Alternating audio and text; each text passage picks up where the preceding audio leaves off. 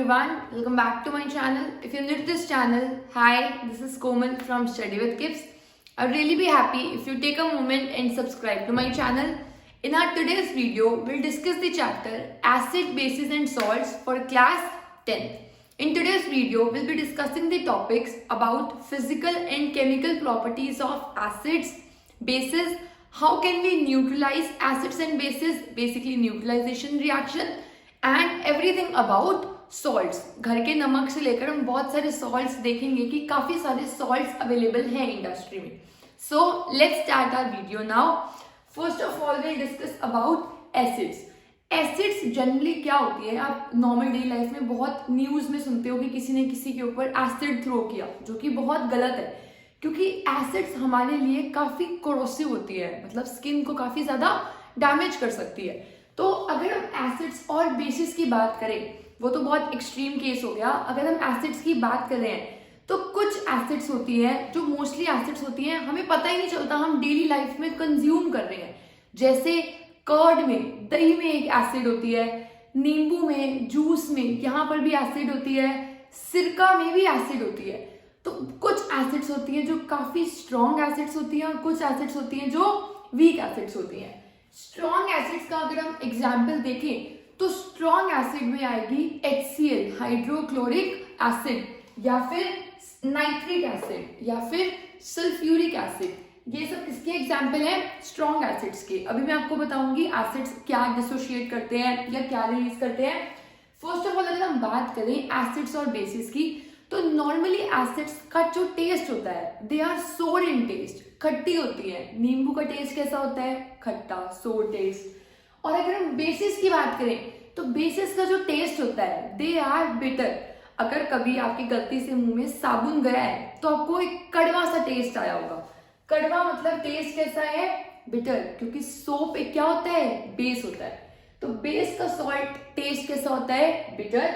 और एसिड्स का टेस्ट कैसा होता है? सोर. एसिड्स खट्टी होती है और बेस कड़वे होते हैं. और अगर हम बात करें एक पेपर की, जो लिटमस पेपर होता है, आपने देखा होगा लैब में, केमिस्ट्री लैब में पर्पल कलर का एक पेपर होता है. मैं इसकी पिक्चर भी अटैच कर दूंगी यहाँ पर. पर्पल कलर का जो पेपर होता है, अगर उसे आप एसिड के ऊपर रखो तो वो अपना कलर कर लेता है रेड, और अगर बेस के ऊपर रखो तो उसका कलर क्या हो जाता है? ब्लू. मतलब आपने वो लिटमस पेपर लिया जो ओरिजिनली पर्पल कलर का है, उस पेपर को आपने रख दिया नींबू पे. नींबू में क्या है? एसिड. तो वो पोर्शन जहां पर नींबू टच हो रहा है वो कलर क्या हो जाएगा? रेड कलर, क्योंकि लिटमस पेपर का कलर एसिड्स में क्या होता है? रेड. आप सोच सकते हो एसिड्स डेंजर का साइन है, डेंजर का साइन है तो कलर क्या होगा? रेड. और अगर हम बेसिस की बात करें तो बेसिस में कलर होता है उसका ब्लू कलर. सोप के ऊपर रखोगे लिटमस पेपर को तो वो किस कलर में चेंज हो जाएगा? ब्लू कलर में. आप इसे ऐसे भी लर्न कर सकते हो, B for basis, B for bitter and B for blue. Basis में सब में B आता है और एसिड्स का उससे ऑपोजिट हो जाएगा. एसिड्स टेस्ट में कैसे होते हैं? खट्टे. बेसिस कड़वे, बिटर. एसिड्स लिटमस पेपर का कलर चेंज कर देते हैं रेड, और बेसिस क्या कलर चेंज करते हैं? ब्लू. अब अगर हम एसिड को पानी में डालते हैं, जैसे मान लो हमने एग्जाम्पल लिया HCl का. HCl को अगर हम पानी में डालेंगे तो ये अपने आयंस में क्या हो जाएगा? टूट जाएगा, डिसोशिएट हो जाएगा. तो हमने इसे किसमें डाला? पानी में. तो ये क्या आयंस रिलीज कर देगा? H+, और टूट के ये कौन सा आयन बन गया? Cl negative ion. तो आप देखो HCl को पानी में डालने से कौन से आयंस रिलीज हुए? H+ ions. तो एसिड कौन सा आयन रिलीज करेंगे? H+. एक और मिसकंसेप्शन सबके दिमाग में होता है कि एसिड्स OH आयंस रिलीज ही नहीं करते. अगर हम देखें एसिड को हमने पानी में डाला है, पानी में तो आयंस में डिसोशिएट होगा H+ और OH नेगेटिव आयंस. तो आप देखो H+ और Cl नेगेटिव भी है और H+ और OH नेगेटिव भी है. बट कौन से आयंस ज्यादा है? H+ आयंस कॉन्सेंट्रेशन में ज्यादा है. क्योंकि H+ आयंस कॉन्सेंट्रेशन में ज्यादा है, इसलिए हम बोलते हैं कि एसिड्स रिलीज कौन से आयंस करते हैं? H+. पर आपको ध्यान रखना है, क्या एसिड बिल्कुल OH आयंस रिलीज नहीं करते? एसिड्स OH आयन भी रिलीज करते हैं, पर वो कम अमाउंट में करते हैं, इसलिए हम उसकी बात नहीं करते. We talk only about the H ions that are released in majority. Majority में यही आयंस रिलीज होते हैं. और अगर हम बात कर रहे हैं बेसिस की, जैसे बेस का एग्जाम्पल हो गया NaOH. तो अगर ये आयंस में डिसोशिएट होगा तो किस में स्प्लिट हो जाएगा, Na positive and OH negative, Na positive और OH नेगेटिव। और क्योंकि इसे हमने पानी में डाला है तो पानी से कौन से आयंस मिलेंगे, H+ और OH नेगेटिव। तो आप देखो इसमें नेट एक्सचेंज किस आयन का हो रहा है, OH नेगेटिव आयन का। इसलिए हम बोलते हैं बेसिस कौन से आयंस रिलीज करते हैं, OH नेगेटिव, और एसिड्स कौन से आयंस रिलीज करते हैं, H पॉजिटिव। और एसिड्स OH नेगेटिव भी रिलीज करते हैं और बेसिस H पॉजिटिव भी रिलीज करते हैं, पर उनका नंबर इतना ज्यादा नहीं होता कि हम उनके बारे में बात करें। तो अगर आपको एसिड्स की प्रॉपर्टीज लिखनी हो तो आई होप आप ये 3 प्रॉपर्टीज लिख सकते हो। नेक्स्ट हम बात करेंगे एसिड की, कि एसिड स्ट्रॉन्ग का और वीक का मतलब क्या है। जैसे जो हम डेली लाइफ में एसिड्स कंज्यूम कर रहे हैं वो स्ट्रॉन्ग एसिड्स नहीं होती हैं, क्योंकि स्ट्रॉन्ग एसिड्स तो हमारी बॉडी के लिए बहुत डेंजरस है। तो जो वो एसिड्स हम डेली लाइफ में कंज्यूम करते हैं वो होती हैं वीक एसिड्स, और स्ट्रॉन्ग एसिड्स वो होती हैं जैसे HCl। स्ट्रॉन्ग एसिड्स में क्या आएगा, HCl, और वीक एसिड में आएगी एसिटिक एसिड। तो अगर हम बात कर रहे हैं ये एसिड वीक क्यों है और ये एसिड स्ट्रॉन्ग क्यों है, अगर आपने बहुत सारे मॉलिक्यूल्स HCl के ऐड किए, क्योंकि बहुत सारे मॉलिक्यूल्स होंगे, तो HCl जो होता है वो कंप्लीटली डिसोशिएट हो जाता है इनटू H+ और Cl नेगेटिव में। पर जो ये होगा इसके कुछ आयंस तो स्प्लिट होंगे पर कुछ आयंस स्प्लिट नहीं होंगे। जैसे इसमें कुछ स्प्लिट हुए आयंस में और कुछ स्प्लिट नहीं हुए, मतलब CH3COOH के जो सारे मॉलिक्यूल्स हैं सारे अपने आयंस में स्प्लिट नहीं होंगे, सारे डिसोशिएट नहीं होंगे, पर HCl में सारे आयंस डिसोशिएट होंगे। तो स्ट्रॉन्ग एसिड और वीक एसिड बोलने का मतलब क्या है, अगर कोई एसिड स्ट्रॉन्ग है इसका मतलब it completely ionises in water. वो वाटर में कैसे हो जाती है, कंप्लीटली आयोनाइज हो जाती है, सारे अपने आयंस में ब्रेक हो जाएंगे। पर अगर इसमें आपने 10 मॉलिक्यूल्स लिए थे इसके, तो 10 में से आप ये लगा लो 2 आयोनाइज हो गए और 8 नहीं हुए, और इसमें 10 के 10 आयोनाइज हो गए। तो strong acids are acids which completely ionize in water and weak acids are acids which partially ionize, मतलब कंप्लीटली नहीं होंगे, ये पार्शियली होंगे। और स्ट्रॉन्ग कैसे होंगे, completely.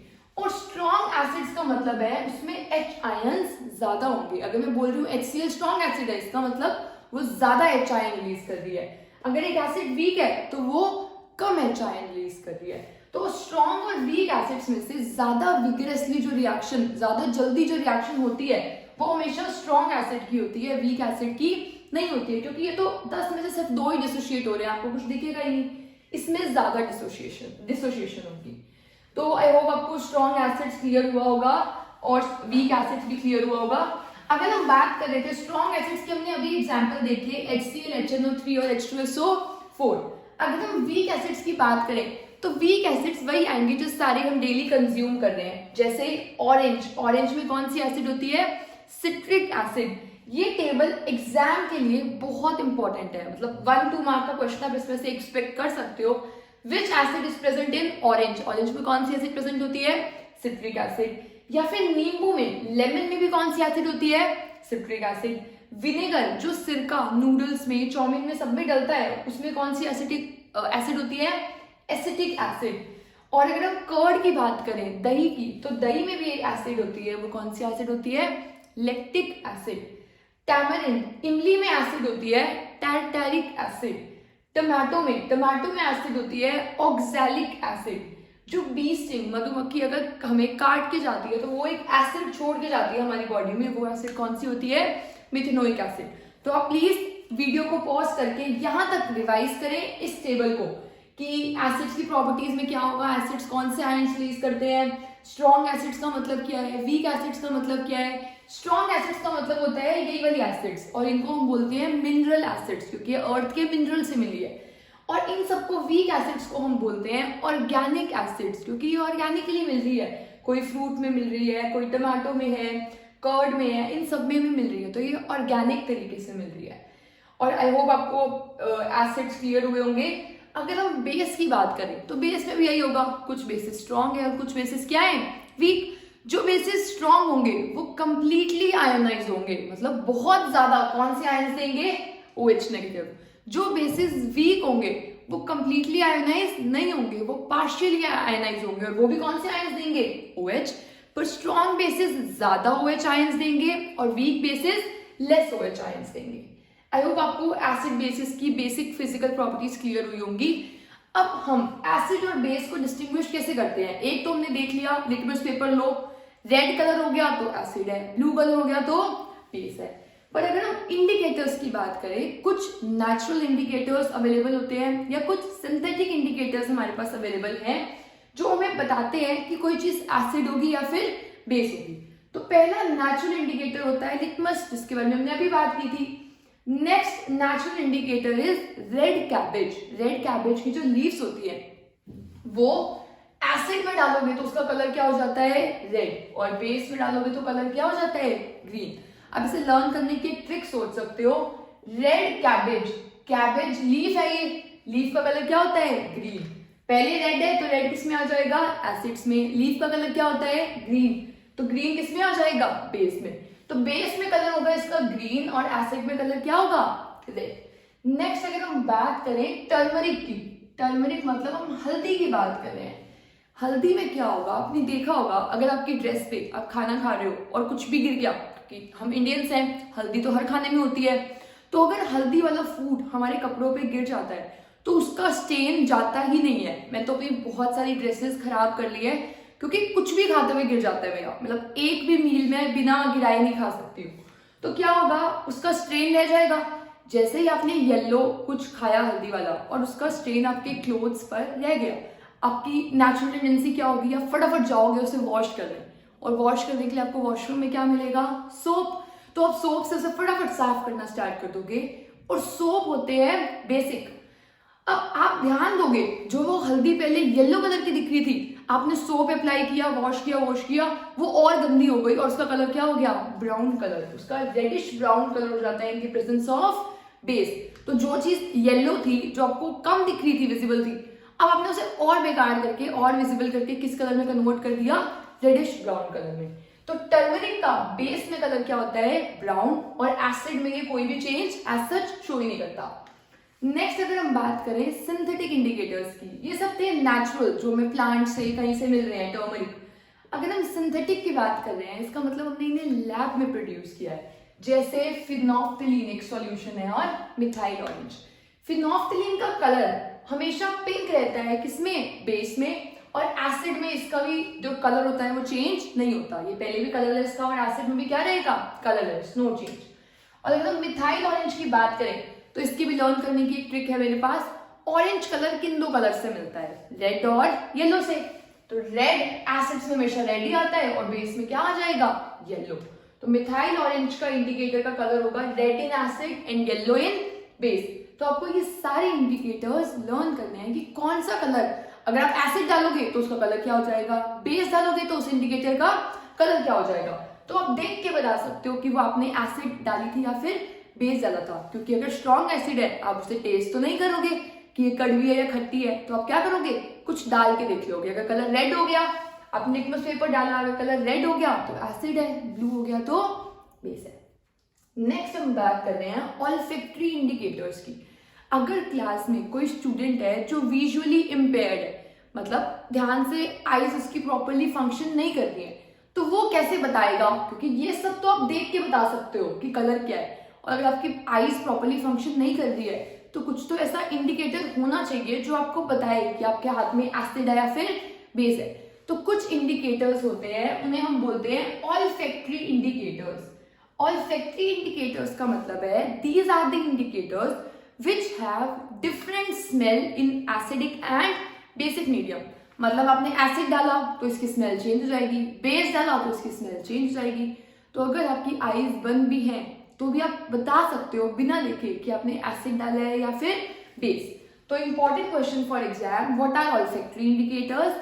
These are the indicators whose color, whose smell changes in acid and base, and examples are onion, प्याज एक होता है ऑल्फैक्टरी इंडिकेटर, वेनिला जो वेनिला का एक्सट्रैक्ट होता है, और क्लोव, लौंग की अगर हम बात करें तो लौंग भी क्या है? Olfactory indicator. इन सबकी एक कैरेक्टरिस्टिक स्मेल होती है। अनियन की बहुत तेज स्मेल होती है, वेनिला की, क्लोव की, वेनिला की स्वीट सी स्मेल है। तो इन सब की जो स्मेल होती है, अगर आपने एसिड डाली है तो वो मेंटेन रहती है, वही जो कैरेक्टरिस्टिक इनकी स्मेल है वो लूज नहीं होती है। और जैसे ही आप बेस डालते हो इनकी स्मेल ही खत्म हो जाती है। तो अगर आपने एसिड डाला तो आपको स्मेल वही आएगी जो आपको चाहिए थी, जो इसकी ओरिजिनली थी। और जैसे ही आप बेस डाल दोगे इस इंडिकेटर पे तो आपकी जो स्मेल है वो लूज हो जाएगी। जैसे क्लोव की जो अपनी ओरिजिनल स्मेल थी वो लूज हो गई, तो आपने पक्का क्या डाला है, बेस। स्मेल लूज हो गई तो बेस, और स्मेल मेंटेन्ड है तो acid. So this was about physical properties of acids and bases, and also we discuss about indicators. अब हम नेक्स्ट टॉपिक डिस्कस करेंगे, that would be chemical properties of acids and bases. First chemical property is, if acid reacts with metal it gives salt and hydrogen। यही same application, यही same equation हमने देखी थी metals and non metals में भी। तब अगर हम मेटल्स की बात कर रहे थे तो हम मेटल्स का नेचर देख रहे थे विद एसिड्स। अब हम बात कर रहे हैं एसिड्स की, तो एसिड्स का नेचर किसके साथ देख रहे हैं, मेटल्स के साथ। अब नेचर थोड़ी चेंज हो जाएगा, एसिड को डाल, पहले एसिड और मेटल का रिएक्शन करा रहे थे, अब मेटल और एसिड का रिएक्शन करा रहे हैं। अगर रिएक्टेंट सेम है तो प्रोडक्ट्स भी कैसे आएंगे, सेम। तो आपने ये उस चैप्टर में भी डिस्कस किया था कि अगर मेटल और एसिड रिएक्ट करते हैं तो एक सॉल्ट बनता है, और कौन सी गैस रिलीज होती है, हाइड्रोजन गैस। जैसे अगर हम बात कर रहे हैं मेटल की, जिंक की, जिंक अगर एसिड के साथ रिएक्ट कर रहा है HCl के साथ, तो यहाँ पर है जिंक, उसने रिएक्ट किया HCl के साथ, कौन सी गैस निकाल दो, हाइड्रोजन, हाइड्रोजन निकल गई। अब बचा क्या है, जिंक और क्लोराइड। अब जिंक और क्लोराइड का हम कौन सा फॉर्मूला लिखे, ये लिखे, ये लिखे, या कौन सा फॉर्मूला लिखे। वैसे आपने ये क्लास 9th में किया था, पर I make a separate video on how to make chemical formula. इसमें मैं आपको थोड़ा सा हिंट दे देती हूँ।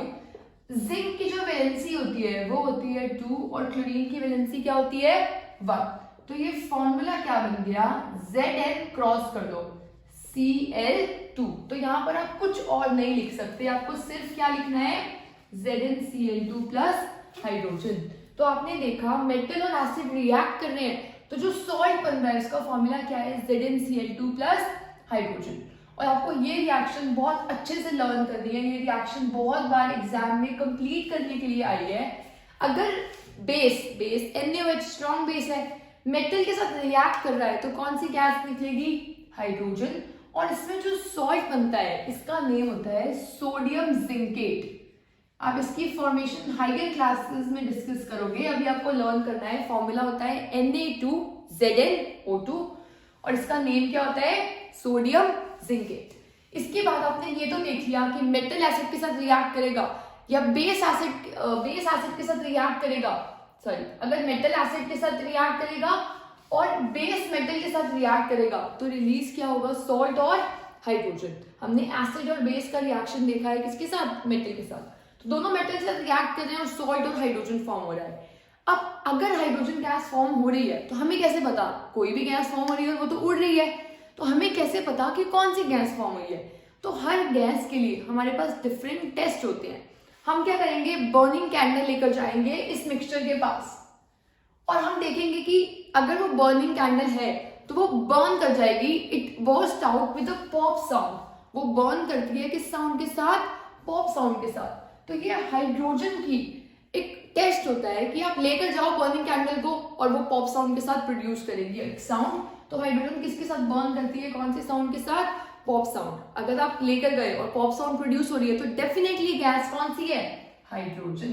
तो ये टेस्ट किसका होगा, हाइड्रोजन का। नेक्स्ट अगर हम केमिकल प्रॉपर्टी की बात कर रहे हैं तो हम एसिड की बात कर रहे हैं। एसिड अगर मेटल कार्बोनेट के साथ या फिर मेटल हाइड्रोजन कार्बोनेट के साथ अगर रिएक्ट करता है तो बनता है सॉल्ट, कार्बन डाइऑक्साइड और वाटर। कार्बन डाइऑक्साइड और वाटर तो पक्का बनते हैं अगर एसिड किसके साथ रिएक्ट करती है, मेटल कार्बोनेट या फिर मेटल हाइड्रोजन कार्बोनेट के साथ। इसका हम एक रिएक्शन देख रहे हैं। एसिड है HCl, मेटल कार्बोनेट का मतलब क्या है, हमने मान लो मेटल ले लिया सोडियम, तो सोडियम कार्बोनेट होता है CO3। फॉर्मूला बनाओ, सोडियम की वैलेंसी 1, कार्बोनेट की 2, फॉर्मूला कितना बन गया, Na2CO3। इसीलिए मैंने यहाँ पर ये लिखा है Na2CO3। आपको कंफ्यूज नहीं होना, ये फॉर्मूले ऐसे नहीं बनते हैं। इसे प्रॉपर मेथड से बनाया जाता है। आप ये नहीं सोच सकते कि NaCO3 लिख दोगे तब भी ठीक होगा, Na2CO3 ही होता है। और जब एसिड मेटल कार्बोनेट के साथ रिएक्ट करेगी तो हमें एक क्या निकालना है, कार्बन डाइऑक्साइड गैस, एक क्या निकालना है, वाटर। मैं आपको बना के दिखाती हूँ। HCl रिएक्ट कर रहा है Na2CO3 के साथ, मेटल कार्बोनेट के साथ, तो एक तो CO2 निकालना है, एक वाटर निकालना है। देखो C निकल चुका है, O निकल चुका है और H भी निकल चुका है। अब बच्चे कौन से एलिमेंट्स है, ना ही Na आया और ना ही Cl आया, तो Na की भी वैलेंसी 1 और Cl की भी वैलेंसी 1, तो ये जो कंपाउंड बनेगा वो कौन सा बनेगा, NaCl।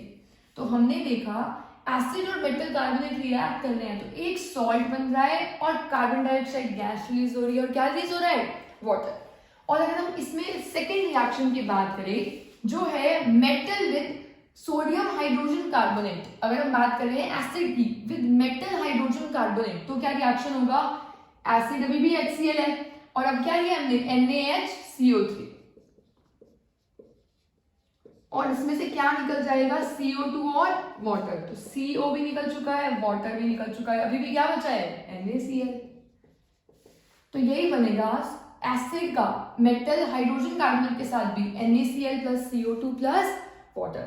अब इसमें जो गैस निकल रही है आपको कैसे पता वो गैस CO2 है, तो इसके लिए एक टेस्ट होता है। जैसे हाइड्रोजन के लिए टेस्ट क्या था, it burns with a pop sound, ऐसे इसका टेस्ट क्या होगा, इसका टेस्ट होता है pass the gas through lime water. आपने अभी फर्स्ट चैप्टर में ये सब डिस्कस किया होगा कि 3 सब्सटेंसेस होते हैं, अगर हम देखें तो एक होता है CaO, ये क्या होता है, quick lime. Next is CaOH whole twice, ये क्या होता है, स्लेग लाइम। और ये ड्राई होता है, अगर इसको हम पानी में डाल देते हैं, एक्वियस फॉर्म में डाल देते हैं, तो इसी को बोलते हैं लाइम वाटर। तो हमने क्या करना है इसकी टेस्ट में, इसको पास करना है। जैसे मान लो आपने इन 2 चीजों को मिलाया इस बीकर में, इसमें HCl भी है और NaHCO3 भी है, आपने इन दोनों को ऐड किया, तो अब इसमें से कोई गैस निकल रही होगी, उसको कनेक्ट कर दो एक बीकर से, और उस बीकर में रखा हुआ है लाइम वाटर। अब अगर जो ये गैस हमने पास की है, अगर ये गैस कार्बन डाइऑक्साइड है तो ये रिएक्शन हो जाएगी कैल्शियम हाइड्रोक्साइड, जो ये लाइम वाटर होता है ये CO2 के साथ रिएक्ट करके बनाता है CaCO3, कैल्शियम कार्बोनेट और वाटर। और कैल्शियम कार्बोनेट जो होता है वो हमेशा व्हाइट स्ट्रक्चर होता है, जैसे कैल्शियम कार्बोनेट प्रेजेंट होता है लाइमस्टोन की फॉर्म में, चॉक की फॉर्म में, मार्बल की फॉर्म में। ये सब कैल्शियम कार्बोनेट की 3 फॉर्म्स है जहां पर ये हमें मिलता है। मार्बल भी व्हाइट होता है, चॉक भी व्हाइट होता है, लाइमस्टोन भी व्हाइट होता है। तो आपको पता होना चाहिए, तो इंपॉर्टेंट क्वेश्चन था, कैल्शियम कार्बोनेट किन 3 फॉर्म्स में मिलता है, इन 3 फॉर्म्स में मिलता है। अभी हम क्वेश्चन पे थे कि टेस्ट क्या होगा इसके लिए, तो टेस्ट होगा पास इट थ्रू लाइम वाटर। आपने लाइम वाटर से पास किया, लाइम वाटर से पास करते ही अगर इसका कलर मिल्की हो गया, मिल्कीनेस आ गई इस कलर में, तो डेफिनेटली गैस कौन सी थी, कार्बन डाइऑक्साइड गैस। अगर वो लाइम वाटर को मिल्की कर देगा तो गैस कौन सी है, कार्बन डाइऑक्साइड। और आपको इसमें रिएक्शन भी एग्जाम में जरूर लिख के आनी है, this plus CO2 gives calcium carbonate plus water. अब ये तो है नहीं आपने पास कर दिया और इस रिएक्शन को भूल गए और चले गए थोड़ी देर के लिए बाहर, ऐसे नहीं करना। अगर आप इसको पास करते रहोगे बहुत देर के लिए, अगर ये एक्सेस अमाउंट में पास होती रही तो इसमें रिएक्शन डिफरेंट हो जाएगा। होगा क्या, पहले ये रिएक्शन हुआ था, अब अगर आप इस सब में CaCO3 और वाटर में, अब यही है ना यहाँ पर CaCO3 प्लस वाटर, इसमें अगर आप और कार्बन डाइऑक्साइड गैस डालते हो तो इससे एक नया सब्सटेंस बन जाता है, वो होता है CaHCO3, कैल्शियम हाइड्रोजन कार्बोनेट। और ये जो सब्सटेंस होता है, ये सब्सटेंस पानी में सोल्यूबल होता है और इसकी वजह से मिल्कीनेस खत्म हो जाती है। तो बेसिकली अगर आपके एग्जाम में टेस्ट आता है, test to identify carbon dioxide gas, तो आपको बोलना है pass it through lime water. If it turns milky then definitely the gas present is carbon dioxide. And also important reaction आता है एग्जाम में, if carbon dioxide is passed in excess, अगर इसी में हम एक्सेस में कार्बन डाइऑक्साइड पास करते हैं तो क्या फॉर्म होता है, calcium hydrogen carbonate which is soluble in water and the milkiness disappears. Starting में मिल्कीनेस रहती है और मिल्कीनेस बाद में क्या हो जाती है, डिसअपीयर। तो ये हमने कुछ टेस्ट किए हैं और केमिकल प्रॉपर्टीज डिस्कस किए हैं ऑफ एसिड्स एंड बेसिस, जिसमें हमने हाइड्रोजन का टेस्ट देख लिया और इसका टेस्ट देख लिया और हमने इंपॉर्टेंट फॉर्म्स देखी है जहां पर कैल्शियम कार्बोनेट प्रेजेंट होता है। अब नेक्स्ट टाइप ऑफ रिएक्शन की अगर हम बात करें तो दैट इज न्यूट्रलाइजेशन रिएक्शन। हम डेली लाइफ में न्यूट्रलाइजेशन वर्ड, न्यूट्रल वर्ड कब यूज करते हैं? अगर आपके पास एक नंबर है वो +10 और एक नंबर है वो -10 है, तो ये एक दूसरे को क्या करने हैं? नलीफाई कर रहे हैं, एक दूसरे के इफेक्ट को न्यूट्रल कर रहे हैं। तो न्यूट्रलाइजेशन रिएक्शन में भी यही होगा, जब दो अलग प्रॉपर्टी की चीजें मिलकर एक के इफेक्ट को दूसरा किल कर देता है तो उस रिएक्शन को क्या बोलते हैं? Neutralization reaction. So basically neutralization reaction is a reaction in which acids and bases react with each other to form salt and water. Acids और bases मिलते हैं और रिलीज क्या होता है? salt और water। जैसे हमने एसिड ली HCl और ये बेस के साथ रिएक्ट कर रहा है NaOH, क्या निकालना है? पानी, H2H निकाल दिया, 2H और O निकाल दिया, बचा क्या? NaCl। तो NaCl क्या है? NaCl एक सॉल्ट है, एक न्यूट्रल सॉल्ट है और क्या रिलीज होगा? Water. Neutralization reaction is a reaction in which acid and bases react to form salt and water। और आपको एक रिएक्शन तो जरूर लर्न करनी चाहिए ऑफ न्यूट्रलाइजेशन रिएक्शन।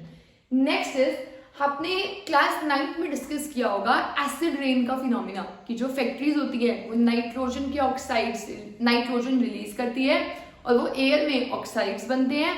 उसके बाद जब उनसे बारिश आती है तो जो वो रेन होती है वो एसिडिक रेन होती है। एसिडिक रेन का मतलब है जो नॉन मेटल के ऑक्साइड्स जब पानी में मिलते हैं तो वो कैसे ऑक्साइड्स बनाते हैं?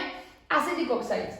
अगर नॉन मेटल के ऑक्साइड्स एसिडिक होते हैं तो मेटल्स के ऑक्साइड्स कैसे होंगे? Basic. Non metallic oxides are acidic and metallic oxides are basic. आपके लिए इंपॉर्टेंट क्वेश्चन ये भी आ सकता है कि मेटल ऑक्साइड है, उस पर मैंने लिटमस पेपर लगाया तो क्या कलर हो जाएगा मेटल ऑक्साइड का? मेटल ऑक्साइड होते हैं बेसिक और बेस लिटमस कलर में क्या शो करते हैं? Blue colour. क्वेश्चन आएगा नॉन मेटल ऑक्साइड है मेरे पास और उसमें मैंने लिटमस पेपर रखा तो कौन सा कलर हो जाएगा? रेड कलर हो जाएगा, क्योंकि इनका नेचर कैसा होता है? एसिडिक। अब नॉन मेटल ऑक्साइड्स तो हैं एसिडिक, अगर मैं नॉन मेटल ऑक्साइड को बेस के साथ रिएक्ट कराऊं तो ये एसिड है, वो बेस है, फिर से क्या बन जाएगा? सॉल्ट और वाटर। मेटलिक ऑक्साइड्स कैसे हैं? बेसिक। अगर मैं मेटलिक ऑक्साइड का एसिड के साथ रिएक्शन कराऊं तो बेस प्लस एसिड फिर से मिलके क्या बना देंगे? Salt and water. So this was about chemical properties. अब हम डिस्कस करेंगे व्हाट इज पीएच। हमने बहुत सारे इंडिकेटर्स डिस्कस किए थे जैसे लिटमस, रेड कैबेज एक्सट्रैक्ट या फिर और सारे सिंथेटिक इंडिकेटर्स। सारे इंडिकेटर्स को मिक्स करके एक यूनिवर्सल इंडिकेटर है that is accepted through out. उस यूनिवर्सल इंडिकेटर का नाम है पीएच स्केल। तो पीएच स्केल क्या होगा? एक पीएच पेपर होता है, उस पीएच पेपर को जिस सॉल्यूशन में हम डालते हैं और उसके बाद उस पर कुछ कलर आ जाएगा और वो जो कलर होगा उसे हम इससे मैच करेंगे अपने पीएच स्केल से। वो कलर जिस स्केल के कलर से मैच करेगा वही उस सब्सटेंस का क्या होगा? पीएच होगा। मैंने थोड़ा सा कंफ्यूज कर दिया, मैं आपको दोबारा समझाती हूँ। जैसे मान आपने इसमें डाला है NaOH। NaOH एक सॉल्यूशन है जो हमें पता है कैसा है? बेस। और हमने उसमें डाला एक पीएच पेपर। वो पीएच पेपर को डालते ही उस पीएच पेपर का कलर हो गया ब्लू। अभी आप मान लो आपको नहीं पता उस पीएच पेपर का कलर क्या है। उस पीएच पेपर का जो आपका कलर आया, आपने उसको देखा, उसका कलर इनमें से कहां पर मैच कर रहा है? जिसके साथ वो कलर मैच कर गया वही उसका पीएच हो जाएगा। जैसे अगर हम इस पीएच स्केल की बात करें तो पीएच स्केल पे नंबर स्टार्ट होते हैं 0 से 14 तक। 0 का जो कलर होता है दैट इज रेड और जो 14 का कलर होता है दैट इज ब्लू। उसमें बीच में सारे कलर्स आएंगे, ब्लू से स्टार्ट, यहाँ पर ग्रीन शेड आती है। तो बस आपको यहाँ पर ध्यान रखना है कि जो 0 है, जो पीएच वैल्यू अगर 0 है तो वहां पर कलर क्या बना होगा? रेड। आप इसे एनसीईआरटी में से देखना और मैं पिक्चर भी जरूर टैग करूंगी। यहाँ पर होगा रेड कलर, यहाँ पर होगा ग्रीन कलर, यहाँ पर कलर कैसा है? ब्लू। और ब्लू कलर की वैल्यू कितनी है?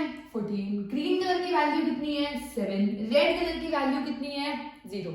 और यहाँ पर भी सारी रेड की शेड्स होंगी, यहाँ पर ग्रीन, ऑरेंज, येलो की शेड्स और यहाँ पर इसकी शेड्स होंगी, ब्लू की शेड्स। तो आपने इस पेपर को यहाँ डिप किया, उसके बाद इसका कलर आया ब्लू। आपने मैच किया इसके साथ, ये मैच कर रहा था इस वाले कलर के साथ, तो इस सॉल्यूशन का NaOH का पीएच क्या हो गया? 14। इसका पीएच क्या हो गया 14। तो अगर आपने किसी भी चीज का पीएच फाइंड आउट करना हो तो आप उसे पीएच किसी सॉल्यूशन में डिप करोगे, फिर उसको देखोगे वो किस कलर के साथ मैच कर रहा है, जिस कलर के साथ वो मैच करेगा वही उसका क्या हो जाएगा पीएच। और ये यूनिवर्सली इंडिकेटर एक्सेप्टेड है।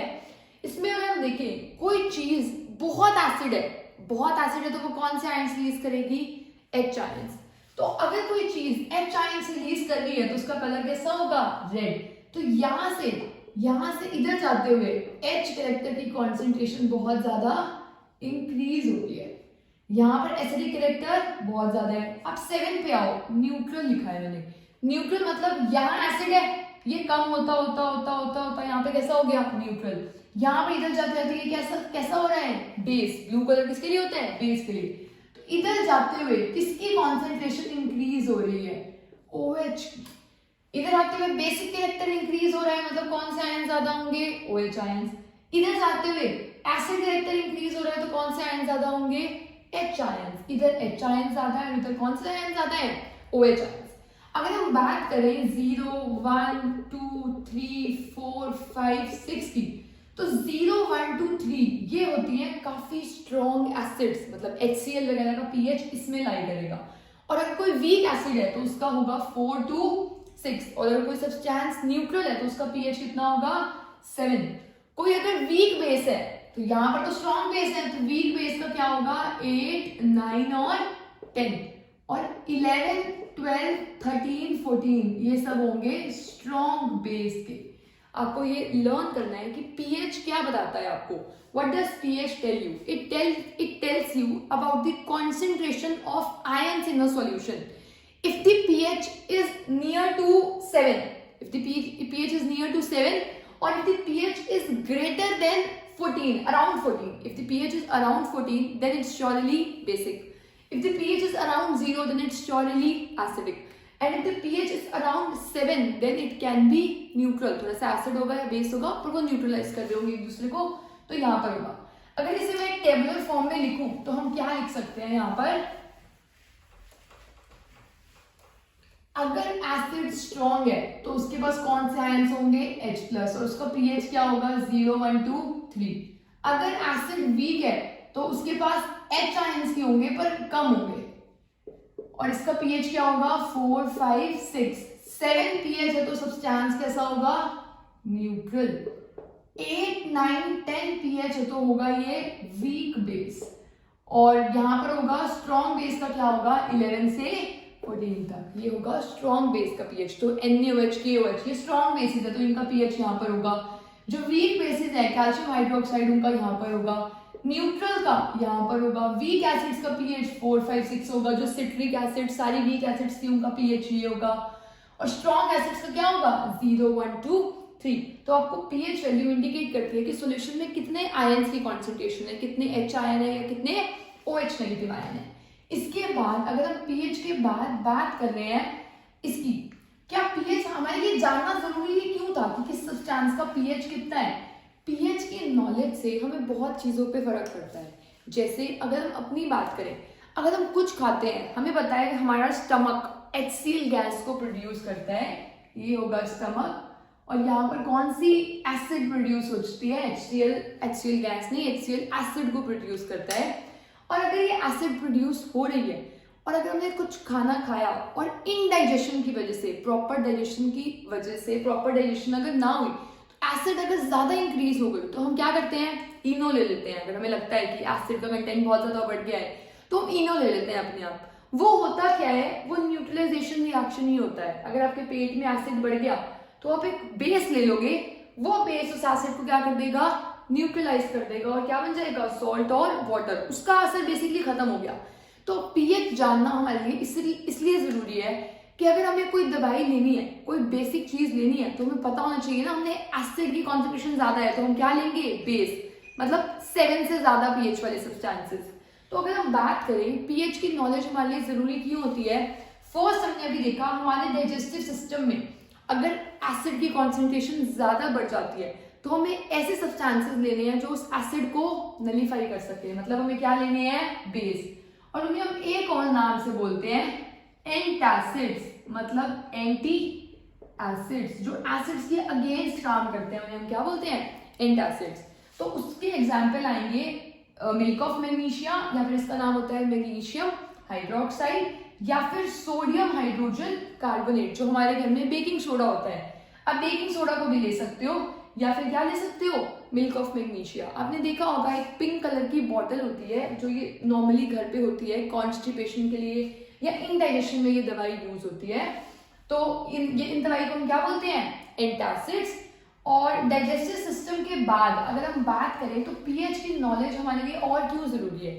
अभी मैंने आपको एक एग्जाम्पल दिया था एसिड रेन का। अगर कोई इंडस्ट्रियल एरिया है तो उसके जो कंपाउंड्स जा रहे हैं एयर में, उससे जो रेन हो रही है वो एसिडिक है। अब जब बारिश आती है वो कहाँ गिरती है, लोगों पे गिरती है, सॉइल में गिरती है और रिवर बॉडीज में चली जाती है, रिवर्स में चली जाती है। तो होगा क्या रिवर्स में और एक्वेटिक एनिमल्स नहीं है, तो एक्वेटिक एनिमल्स की लाइफ डिफिकल्ट हो सकती है। एसिड आया है तो हम उस पानी में एक बेस डाल देते हैं ताकि बेस एसिड के इफेक्ट को क्या कर दे, नलीफाई कर दे। तो हम एसिड रेन के इफेक्ट को नलीफाई करने के लिए जो बेस डालते हैं वो होता है कैल्शियम कार्बोनेट। कोई और भी बेस डाल सकता है, बस आपको बेस डालना है। नेक्स्ट, अब जो रेन सॉइल पे पड़ रही है, एसिड रेन, सॉइल भी क्या हो जाएगा, एसिडिक। अब इसका मतलब उसके ऊपर जो फ्रूट्स वगैरह ग्रो होंगे वो भी एसिडिक होंगे, तो आपको एसिड वाले फ्रूट्स तो नहीं खाने।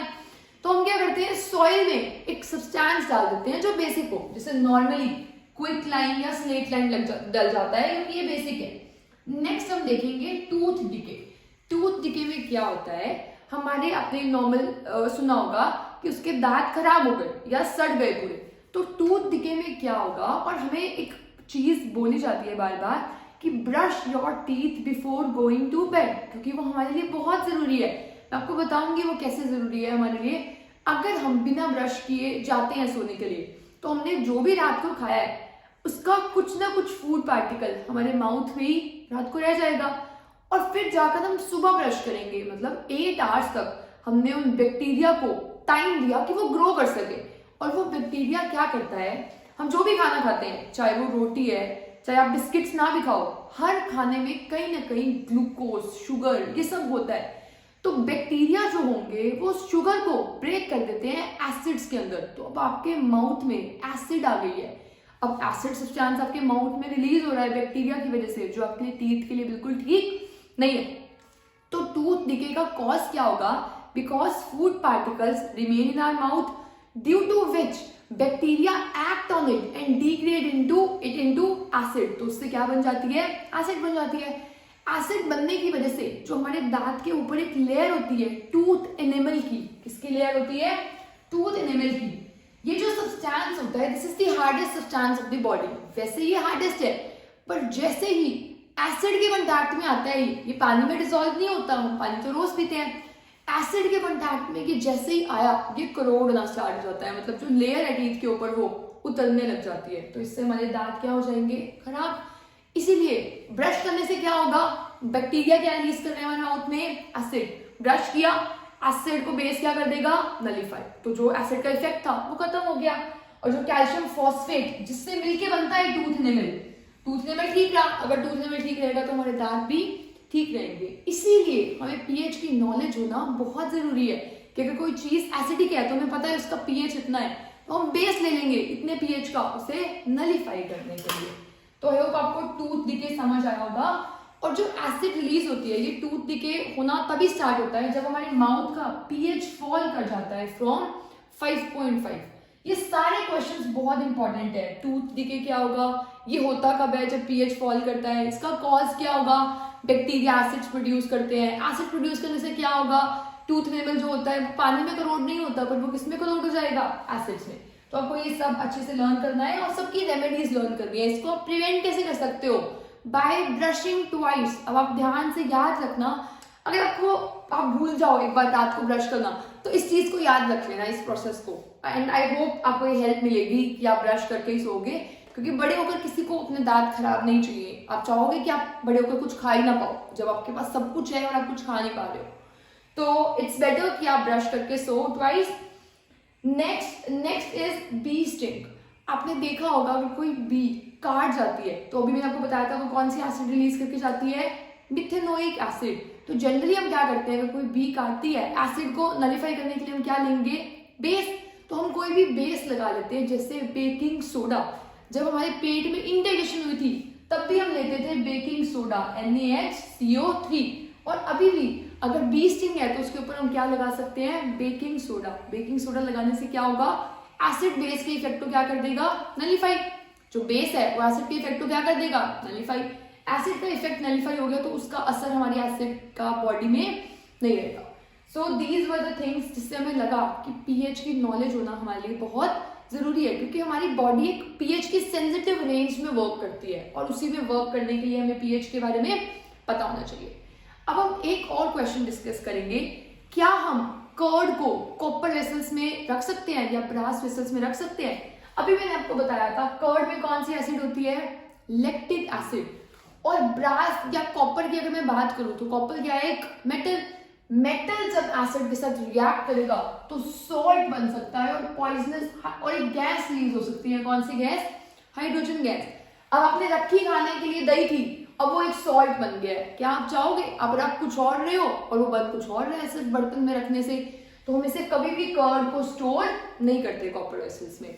और एक और इम्पॉर्टेंट चीज, जब हमने कार्बन डाइऑक्साइड का टेस्ट किया था तो एक इम्पॉर्टेंट बात थी कि एक तो हम उसे लाइम वाटर से पास कर सकते हैं, और क्या कर सकते हैं, कार्बन डाइऑक्साइड जब भी गैस रिलीज होती है तो बहुत सारे बबल्स आने लग जाते हैं, उसे हम बोलते हैं ब्रिस्क एफरवेसेंस।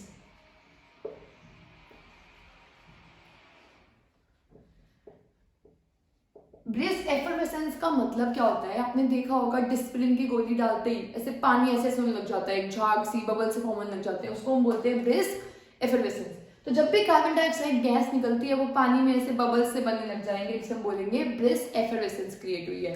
और जो कार्बन डाइऑक्साइड गैस होती है उसका एक और चीज होती है, इट एक्सटिंग्विशेस फायर। ये फायर को बुझा देती है, तो ये फायर को भी बुझा देती है, ब्रिस्क एफरवेसेंस भी प्रोड्यूस करती है, और लाइम वाटर के थ्रू भी हम इसे टेस्ट कर सकते हैं।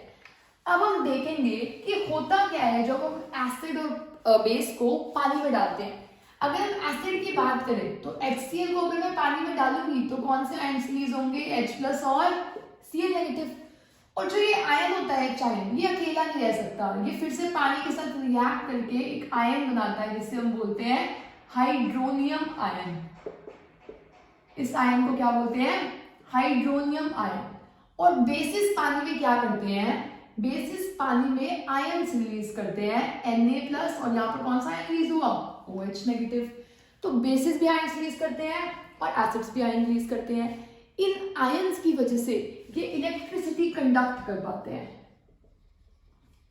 और जो ये आयन्स रिलीज होते हैं they are always release in aqueous form. मतलब अगर आप दोनों चीजें सॉलिड ले लो तो ये कभी भी आयन्स रिलीज नहीं करेंगे। तो एक चीज का एक्वियस फॉर्म में होना बहुत जरूरी है। अगर मान लो आपने कुछ लिया है जो बेस है और वो सॉलिड फॉर्म में है, और आपने लिटमस पेपर लिया, लिटमस पेपर भी पेपर ही है, उसको आपने गीला नहीं किया, तो ये भी सॉलिड है, वो भी सॉलिड है, बेस भी सॉलिड है। तो बेस अब OH आयन्स रिलीज नहीं करेगा, मतलब अब पीएच पेपर का कलर चेंज नहीं होगा। पीएच पेपर का कलर तब ब्लू होता जब बेस होता, और बेस तब आयन रिलीज करता जब एक्वियस फॉर्म में होता। अगर बेस सॉलिड फॉर्म में हो तो वो कभी भी आयन्स रिलीज नहीं करेगा। तो इंपॉर्टेंट क्वेश्चन है एग्जाम के लिए कि हम इन सबको एक्वियस फॉर्म में लेते हैं तो इससे होगा क्या, एक्वियस फॉर्म में ही दे रिलीज आयन्स, बिना एक्वियस फॉर्म के आयन्स रिलीज नहीं होंगे। और अगर आप दोनों ड्राई लेते हो, लिटमस पेपर भी ड्राई है और बेस भी ड्राई है, तो आयन्स रिलीज नहीं होंगे। अगर लिटमस पेपर वेट है और वो ड्राई है तो भी आयन्स रिलीज होंगे। अगर लिटमस पेपर ड्राई है वो एक्वियस फॉर्म में है तब भी आयन्स रिलीज होंगे। मतलब एक का एक्वियस फॉर्म में होना बहुत जरूरी है। और मैं आपको इंपॉर्टेंट बात बता रही थी, what do acids and basis have in common and how do they conduct electricity. Important question for exam.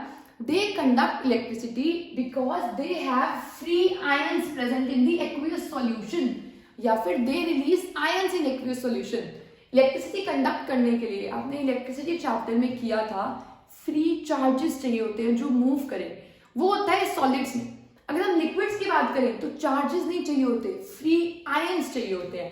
तो क्योंकि ये दोनों एसिड्स और बेसिस फ्री आयंस रिलीज करते हैं, दे कंडक्ट इलेक्ट्रिसिटी।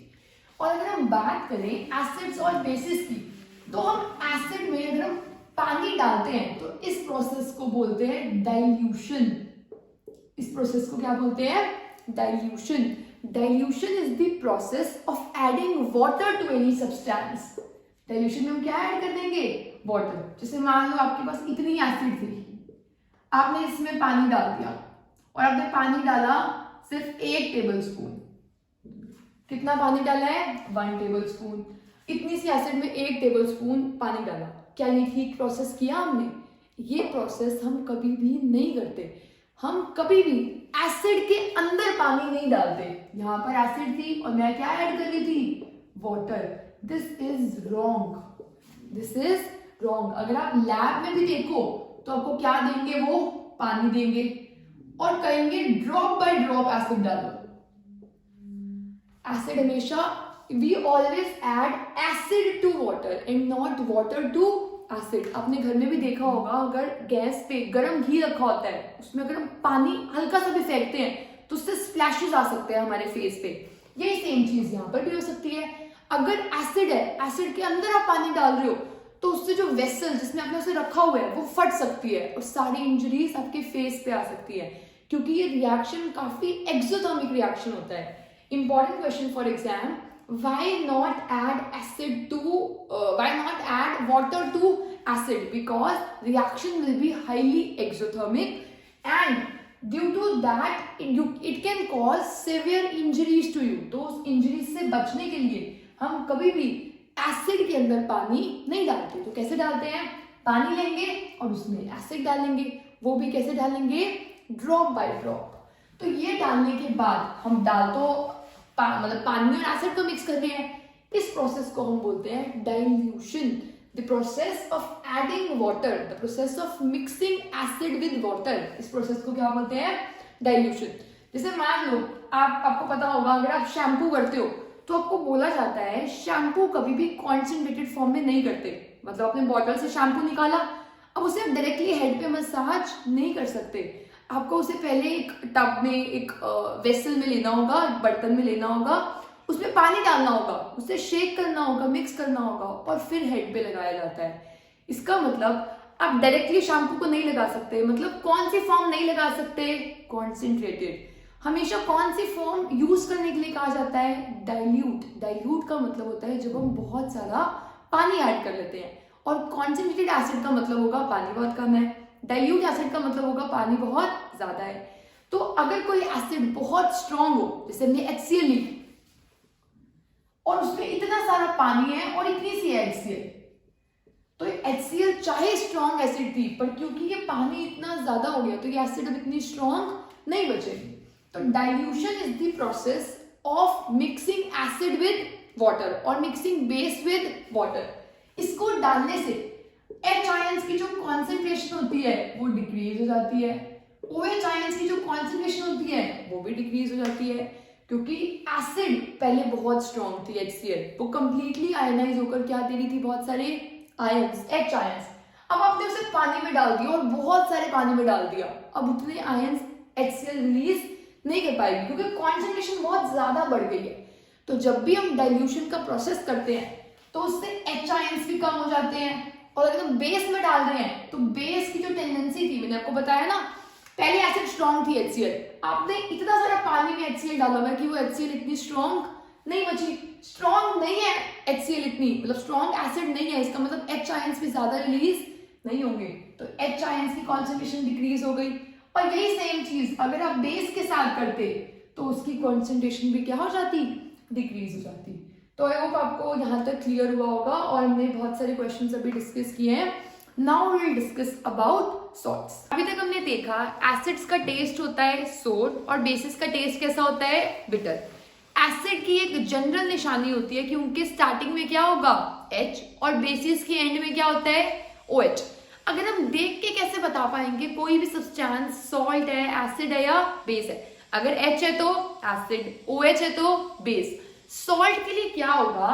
उसके पास, जैसे अगर हम बात करते हैं CuCl2 की, तो ये एक सॉल्ट है। कैसे पता चला ये एक सॉल्ट है?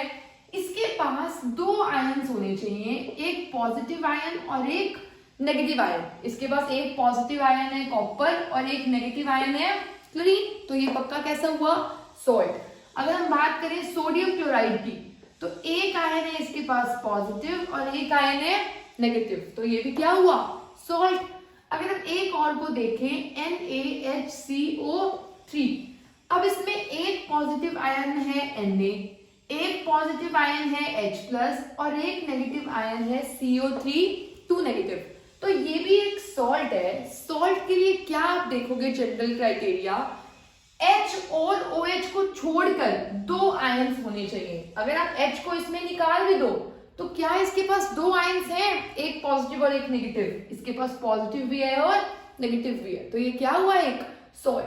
जैसे अगर आप ये देखो, ये सॉल्ट नहीं है, क्योंकि अगर इसमें से आप OH को निकाल देते हो तो अब एक ही आयन बच गया, एक ही आयन बच गया, तो ये सॉल्ट नहीं है। सॉल्ट तभी होगा अगर आप H और OH को रिमूव करो, उसके बाद भी 2 आयन्स बचने चाहिए। तो NaCl एक सॉल्ट है, NaHCO3 एक सॉल्ट है, Na2CO3 भी एक सॉल्ट है। सॉल्ट का मतलब 2 आयन्स होने चाहिए, एक पॉजिटिव आयन और एक नेगेटिव आयन। अब हमने देखा था सॉल्ट फॉर्म होते हैं by the reaction neutralization reaction. अगर एसिड और बेस रिएक्ट करेंगे तो वो दोनों एक दूसरे के इफेक्ट को नलिफाई कर देंगे और बनेगा क्या, सॉल्ट। अगर हम बात कर रहे हैं HCl की, तो ये होती है स्ट्रॉन्ग एसिड और NaH होता है strong base. Strong acid react कर रही है स्ट्रॉन्ग बेस के साथ, तो दोनों इक्वली इफेक्ट को नलिफाई करेंगे और जो सॉल्ट बनेगा वो न्यूट्रल सॉल्ट होगा। और न्यूट्रल चीजों का pH कितना होता है, 7। आपको ये करना होता है H निकाल दो और OH निकाल दो, क्या बच गया, NaCl, वाटर निकल गया। अगर हम इस रिएक्शन की बात करें, इसमें भी आपको क्या करना है, HCl स्ट्रॉन्ग एसिड है, NH4OH वीक बेस है, तो जो अब सॉल्ट बनेगा वो होगा एसिडिक सॉल्ट, क्योंकि स्ट्रॉन्ग एसिड है। अब देखो वाटर निकाल दो, मतलब OH निकाल दिया और H निकाल दिया, बचा क्या, NH4Cl। तो NH4Cl क्या होता है, एसिडिक सॉल्ट। अब अगर हम इसकी बात करें NaOH plus CH3COOH, तो NaOH होता है स्ट्रॉन्ग बेस, ये है स्ट्रॉन्ग बेस और ये है वीक एसिड। जब स्ट्रॉन्ग बेस और वीक एसिड रिएक्ट करेंगे तो जो सॉल्ट बनेगा वो सॉल्ट बनेगा बेसिक सॉल्ट। अब आपको H निकालना है और OH निकालना है, तो वाटर बन गया और बचा क्या, NaCH3COO, तो ये सॉल्ट कैसा होगा, बेसिक सॉल्ट। तो अभी हमने देखा सॉल्ट फॉर्म कैसे होते हैं। अगर सॉल्ट एसिडिक है तो इसका pH लेस देन 7 होगा, अगर सॉल्ट बेसिक है तो इसका pH ग्रेटर देन 7 होगा। और इंपॉर्टेंट चीज, अगर कोई आपसे पूछे आपके पास एक सॉल्ट है NaCl, तो ये किस एसिड और बेस से मिलके बना है, तो आपको एक ऐड करना है H और एक ऐड करना है OH। फर्स्ट वाले के साथ ऐड कर दो OH, सेकंड वाले के साथ ऐड कर दो H, तो ये क्या बन गया, NaOH और HCl। तो NaCl में एक एसिड है HCl और एक बेस है NaOH, और इन दोनों को मिलाकर क्या बनता है, ये सॉल्ट बनता है। अगर वो आपसे कोई और सॉल्ट पूछे जैसे NH4Cl, ये किस एसिड और बेस से मिलके बना है, क्या ऐड करना है, H और OH, इसके साथ ऐड किया OH, इसके साथ ऐड किया H, तो एसिड है HCl और बेस क्या है, एमोनियम हाइड्रोक्साइड NH4OH। तो आई होप आपको समझ आया होगा कि सॉल्ट्स फॉर्म कैसे होते हैं। सॉल्ट्स के फॉर्म होने के बाद आपको इस चैप्टर में मेनली डिस्कस करने हैं 3-4 सॉल्ट्स, जिनको हम 1 by 1 डिस्कस करेंगे। फर्स्ट सॉल्ट होता है सोडियम क्लोराइड, और सोडियम क्लोराइड फॉर्म कैसे होता है, जब HCl और NaOH रिएक्ट करते हैं तो क्या फॉर्म होता है, सोडियम क्लोराइड। और सोडियम क्लोराइड को ही हम बोलते हैं कॉमन सॉल्ट। जो नमक होता है उसका फॉर्मूला क्या होता है, सोडियम क्लोराइड या फिर NaCl। और अगर आपको पता हो, गांधी जी ने दांडी मार्च किया था, उसका रीजन क्या था, वो चाहते थे कि हम अपना नमक खुद प्रोड्यूस करें। तो उन्होंने क्या किया था, ओशियन वाटर में काफी सारी इम्प्योरिटीज होती हैं, अगर उनको इवेपोरेट किया जाए, अगर ओशियन वाटर को इवेपोरेट किया जाए तो वो पानी खारा होता है, क्योंकि उसमें काफी सारे क्या होते हैं, सॉल्ट्स। तो अगर पानी इवेपोरेट हो गया तो वहां बचेगा क्या, सॉल्ट। और वो सॉल्ट जो हमें मिलता है by drying up of oceans, उस सॉल्ट को बोलते हैं रॉक सॉल्ट यानी सेंधा नमक। तो रॉक सॉल्ट जो होता है उसका कलर ब्राउन होता है, क्यों? क्योंकि उसमें बहुत सारी इम्प्योरिटीज होती हैं। और जो टेबल सॉल्ट होता है जो हमारे घर में आता है वो डिफरेंट सॉल्ट होता है, उसमें कुछ इंपॉर्टेंट न्यूट्रिएंट्स ऐड कर दिए जाते हैं। पर जो रॉक सॉल्ट होता है उसमें क्या होती है, बहुत सारी इम्प्योरिटीज, और उसमें हम इम्प्योरिटीज से फ्री कर लेते हैं और उस सॉल्ट को बोलते हैं टेबल सॉल्ट। आपको इसमें ज्यादा डिटेल में नहीं जाना, बस आपको ये पता होना चाहिए कॉमन सॉल्ट आपको मिला कैसे था, रॉक सॉल्ट ब्राउन कलर क्यों होता है, और इसके अलावा आपको ये करना है कि सोडियम क्लोराइड के यूजेस क्या हो सकते हैं। सोडियम क्लोराइड अभी हम देखेंगे काफी सारे सॉल्ट्स को, अदर सॉल्ट्स को प्रोड्यूस करने में हेल्पफुल होता है। और सोडियम क्लोराइड यूज होता है एज प्रिजर्वेटिव इन पिकल्स, अचार को प्रिजर्व करने के लिए भी सोडियम क्लोराइड यूज होता है, नमक यूज होता है, या फिर कुकिंग पर्पसेस में यूज होता है। अब हम देखेंगे NaCl किसकी फॉर्मेशन में यूज होता है। सबसे पहले कंपाउंड जिसकी फॉर्मेशन में NaCl यूज होता है वो होता है सोडियम हाइड्रोक्साइड। अब बताओ ये एसिड है, बेस है या सॉल्ट है? अब देखो H है, एसिड भी हो सकता है, पर ये तो OH है, तो क्या है ये बेस। ये सॉल्ट इसलिए नहीं है क्योंकि H और OH को कट करने के बाद 2 आयंस इसमें नहीं बच रहे, तो ये सॉल्ट नहीं है, ये क्या है बेस। अब इसकी फॉर्मेशन कैसे होती है, अभी हमने देखा HCl को NaOH के अंदर डालो तो क्या बन जाएगा, नमक और पानी। तो क्या ये रिएक्शन रिवर्सिबल है? अगर मैं नमक को पानी में डालूं क्या उससे NaOH और HCl बन सकता है? क्या ये रिएक्शन ऐसे हो पाएगा? ये रिएक्शन ऐसे पॉसिबल नहीं हो पाएगा, इसलिए हमें कुछ चेंजेस करने पड़ेंगे। और वो चेंजेस क्या होंगे अब हम वो डिस्कस करते हैं। अगर हम नमक को पानी में डालते हैं तो इस एक्वियस सॉल्यूशन को साइंस में बोला जाता है ब्राइन सॉल्यूशन। मतलब हम घर में तो यही बोल देते हैं कि नमक वाला पानी, इसे साइंस में नमक वाला पानी नहीं बोलते, इसे साइंस में बोलते हैं brine solution. Brine solution is aqueous solution of sodium chloride. तो इसको जब हमने पानी में डाला और इसमें से पास की इलेक्ट्रिसिटी, अब इलेक्ट्रिसिटी पास कैसे करेंगे, एक टर्मिनल हो गया पॉजिटिव और एक टर्मिनल हो गया नेगेटिव, 2 रॉड से कनेक्ट किया, एक पॉजिटिव टर्मिनल से और एक नेगेटिव टर्मिनल से। जो पॉजिटिव टर्मिनल होगा उसको हम बोलते हैं एनोड और नेगेटिव टर्मिनल को क्या बोलते हैं, कैथोड। अब देखो इस लिक्विड में, इस ब्राइन सॉल्यूशन में क्या है, NaCl और वाटर। NaCl कौन से आयंस रिलीज करेगा, Na पॉजिटिव और Cl नेगेटिव। वाटर कौन से आयंस रिलीज करेगा, H+ और OH नेगेटिव। अब देखो ये जो रॉड है, ये रॉड है पॉजिटिव, तो पॉजिटिव की तरफ कौन से आयंस अट्रैक्ट होंगे, नेगेटिव आयंस। और क्लोरीन की ज्यादा टेंडेंसी होती है अट्रैक्ट होने की, इतनी OH आयंस की नहीं होती। तो क्लोरीन अभी नेगेटिव है, क्लोरीन अगर यहां पर जाएगा पॉजिटिव प्लेट के पास तो क्लोरीन नेगेटिव है और क्लोरीन इलेक्ट्रॉन दे देगा, तो ये क्या बन जाएगा, Cl। क्लोरीन के पास अभी नेगेटिव चार्ज था, मतलब इसके पास एक एक्स्ट्रा इलेक्ट्रॉन था, एक एक्स्ट्रा इलेक्ट्रॉन इसने दे दिया, तो ये क्या बन गया, क्लोरीन का एटम। और हमें पता है क्लोरीन कभी भी अकेला नहीं रहता, क्लोरीन एक और क्लोरीन के साथ रिएक्ट करेगा और क्या बना लेगा, Cl2।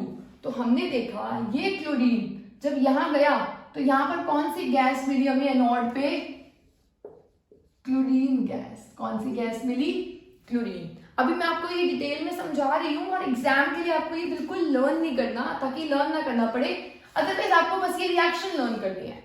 और अगर हम इस इक्वेशन को देखें तो हमने देखा Cl यहाँ गया, इलेक्ट्रॉन्स लूज कर दिए तो Cl2 बन गया। अगर हम बात करें H+ और Na+ की, तो ये दोनों आयंस कैसे हैं, पॉजिटिव।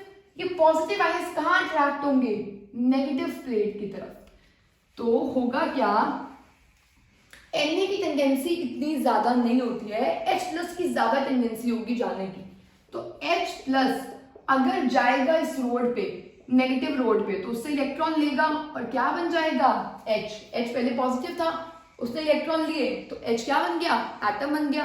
क्लोरीन नेगेटिव था, मतलब उसके पास एक इलेक्ट्रॉन एक्स्ट्रा था, तो उसने वो इलेक्ट्रॉन दे दिया। हाइड्रोजन पॉजिटिव है, मतलब एक इलेक्ट्रॉन कम है, तो उसने वो इलेक्ट्रॉन ले लिया और H बन गया। अब H भी अकेला नहीं रहेगा, H एक और H के साथ कंबाइन करके क्या बना लेगा, H2, और H2 गैस कहां पर बन रही है, कैथोड पर। अभी हमने देखा जब हम इलेक्ट्रिसिटी पास कर रहे हैं इस ब्राइन सॉल्यूशन से, तो H पॉजिटिव जा रहा है इस प्लेट पे, Cl नेगेटिव जा रहा है इस प्लेट पे, Cl2 फॉर्म हो रही है एनोड पे, H2 फॉर्म हो रही है कैथोड पे। अब कौन से आयंस बचे हैं, H का काम हो गया, क्लोरीन का काम हो गया, कौन से दो आयंस बचे हैं, Na पॉजिटिव और OH नेगेटिव। ये दोनों जब कंबाइन करेंगे तो क्या बन जाएगा, NaOH। इसीलिए इस रिएक्शन के प्रोडक्ट में हमें क्या मिल रहा है, NaOH, H2 और Cl2।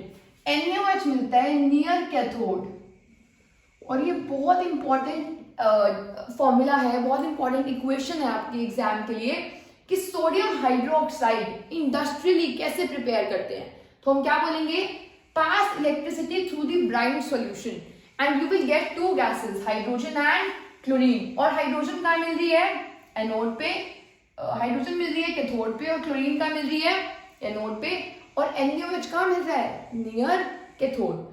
और इस प्रोसेस को, इस स्पेशल प्रोसेस को एक प्रोसेस बोलते हैं, and that process is known as chlor alkali process. इस प्रोसेस को क्या बोलते हैं, क्लोर-एल्कली प्रोसेस। अब इसे ये क्यों बोलते हैं, ये प्रोसेस बोल रहे हैं तो कुछ तो इसका मतलब होगा। एल्कली का मतलब होता है bases which are soluble in water. सारे जो बेस होते हैं वो पानी में नहीं घुलते, कुछ बेसिस होते हैं जो पानी में डिसॉल्व हो जाते हैं, सोल्यूबल होते हैं, उनको हम क्या बोलते हैं, एल्कलीज। तो bases soluble in water are known as alkalis. और इसके कुछ एग्जाम्पल्स होंगे। तो हमने बोला यहाँ पर क्या फॉर्म हुआ, NaOH। अगर NaOH फॉर्म हो रहा है सोडियम हाइड्रोक्साइड, तो ये क्या है, एक बेस, और ये एल्कलाई है। तो हमने बोला इस रिएक्शन में एक तो एल्कलाई बन रहा है, और क्लोर हम इसे इसलिए बोल रहे हैं क्योंकि इस रिएक्शन में गैस फॉर्म हो रही है, जिस गैस का नाम क्या है, क्लोरीन गैस।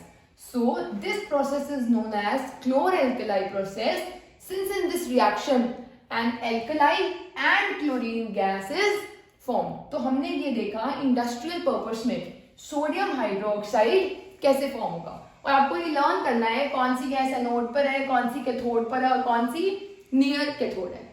और अगर हम बात करें ये तीनों फॉर्म हुए हैं, तो इन तीनों की एप्लीकेशन क्या होगी। हाइड्रोजन आपको पता होगा यूज होता है रॉकेट्स में फॉर फ्यूल। तो रॉकेट फ्यूल क्या होता है, हाइड्रोजन। हाइड्रोजन यूज होता है मैर्गरीन में भी। मैर्गरीन एक तरह से बटरी सब्सटेंस ही होता है, जो आपको डिटेल में करना है कार्बन कंपाउंड चैप्टर में। तो मैर्गरीन सब्सटेंस, और एमोनिया। एमोनिया होता है NH3 जो मिलता है N2+H2 से।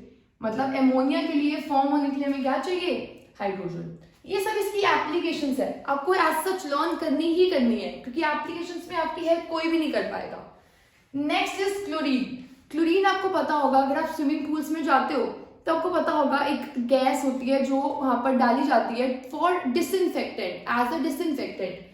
तो आपको बहुत ज्यादा स्मेल भी आती होगी, और बोला जाता है कि क्लोरीन वाटर बहुत अच्छा नहीं होता हमारी बॉडी के लिए। तो क्लोरीन वाटर कहाँ यूज होता है, क्लोरीन गैस का यूज होती है स्विमिंग पूल्स में। PVC, पॉलीविनाइल क्लोराइड, नाम में ही क्लोराइड है तो क्लोरीन आएगी। CFCs जो पहले यूज होते थे एसीज वगैरह में, क्लोरोफ्लोरोकार्बन, क्लोरो आ गया तो क्लोरीन यूज होती है। जहां पर भी हमें डिसइंफेक्ट करना हो, जर्म से फ्री चाहिए हो, तो वहां पर कौन सी गैस यूज होती है, क्लोरीन। तो आपको ये एडवांटेजेस, एप्लीकेशंस लर्न करने हैं। Next is sodium hydroxide.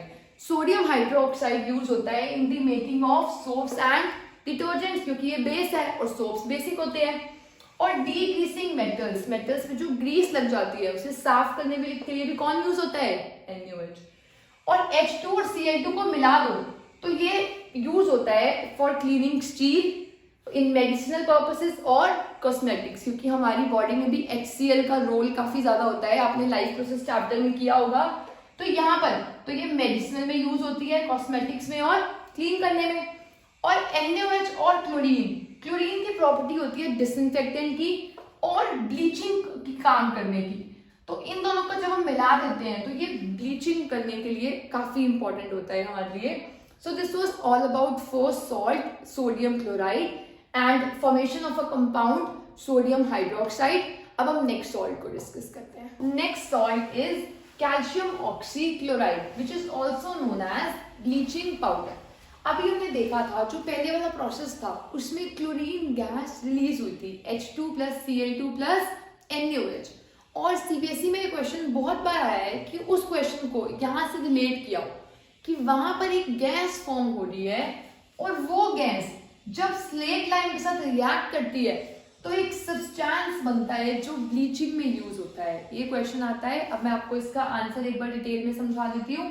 Bleaching powder एक सॉल्ट होता है जिसका नेम है calcium oxychloride. Ca calcium, O oxy, NCl chloride. तो अगर हम बात करें तो ये कैल्शियम ऑक्सीक्लोराइड फॉर्म कैसे होता है.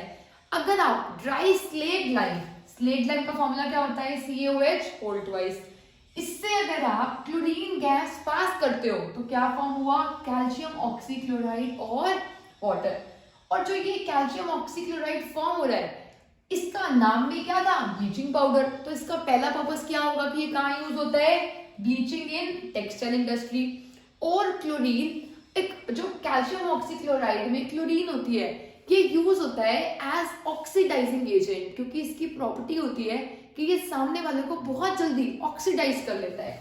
तो सेकंड पॉइंट क्या होगा it is used as oxidizing agent. Next chlorine है इसके नाम में तो डिसइंफेक्टेंट में तो ये यूज होगा ही होगा.